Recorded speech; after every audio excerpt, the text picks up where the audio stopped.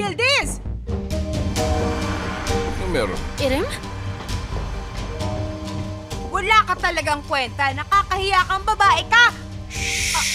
Anong sinasabi mo? Ano nangyayari? Niloko niya ako! Inipit niya ako! Pinapunta mo ako sa bahay niya para manloko! Wait a minute. Pinapunta mo siya sa bahay ni Kemal? Sarah, Ano ba nangyayari? Manloloko ang asawa mo, lahat niloko Hey, don't make niya! a scandal here. Anong problema mo? Hindi ko maintindihan ang sinasabi mo. Pinapunta mo ako doon. Nagsinungaling ako kay Hakan dahil sa'yo! Are you trying to separate us? Sarah, kumalma ka lang. Yildiz, ano nangyayari? Baba, nag-away kami ni Kemal dahil kay Irem. We almost broke up. Ngayon, alam ko nang pinlano nila lahat yon. Yildiz? Totoo ba yun? Nakakahiya! Sisirain ko ang buhay mo. Magsisisi kang ginamit mo ko. Humanda ka sa akin, Yildiz! Pwede bang sabihin niyo sa akin kung ano Sabihin nangyayari? mo! Kung hindi, ako ang magsasabi sa kanya.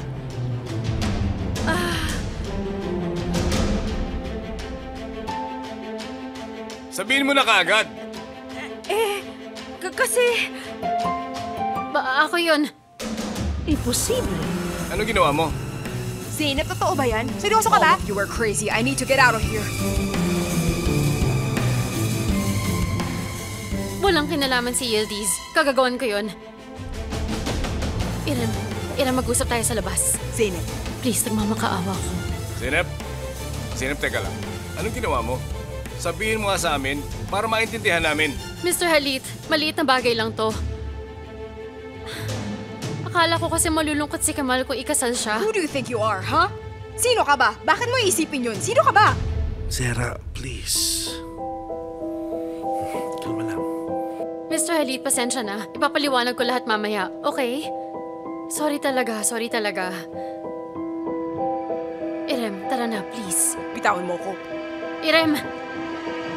Maliit na bagay lang naman to, huwag nang palakihin. Paanong maliit? Sarah, nag-away tayo pero tapos na yun, di ba?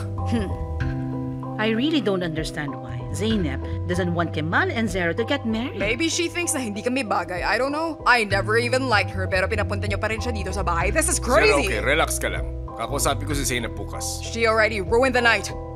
Yildiz? May alam ka ba sa mga nangyayari? Wala. Wala akong alam, Halit.